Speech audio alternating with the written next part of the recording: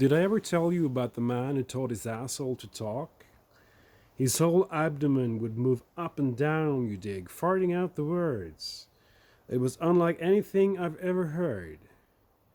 This ass talk had sort of a gut frequency. It hit you right down there like you gotta go. You know, when the old Colin gives you the elbow and it feels sort of cold inside, and you know all you have to do is to let loose. Well, this talking hit you right down there. A bubbly, thick, stagnant sound, a sound you could smell. This man worked for a carnival, you dig? And to start with, it was like a novelty ventriloquist act. Real funny too at first. He had a number he called the better all. I was a scream, I tell you. I forget most of it, but it was clever. Like, oh, I say, are you still down there, you old thing? Now I had to go relieve myself. After a while, the ass started talking on its own. He would go in without anything prepared, and his ass would ad-lib and toss the gags back at him every time. Then it developed sort of teeth-like little raspy ink-curving hooks and started eating. He thought this was cute at first and built an act around it, but the asshole would eat his way through his pants and start talking on the street, shouting out it wanted equal rights.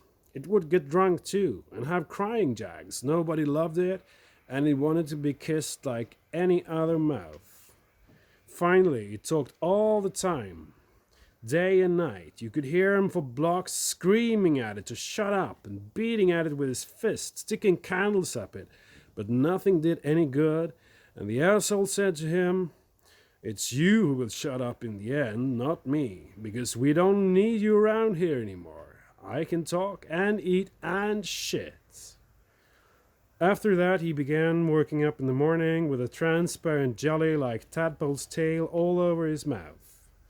He would tear it off his mouth, and the pieces would stick to his hands like burning gasoline jelly and grow there, grow anywhere on him a glob of it fell. So finally his mouth sealed over, and the whole head would have amputated spontaneous, except for the eyes, you dig? That's one thing the asshole couldn't do, was see. It needed the eyes. But the nerve connections were blocked and infiltrated and atrophied, so the brain couldn't give orders anymore. It was trapped in the skull, sealed off. For a while you could see the silent, helpless suffering of the brain behind the eyes.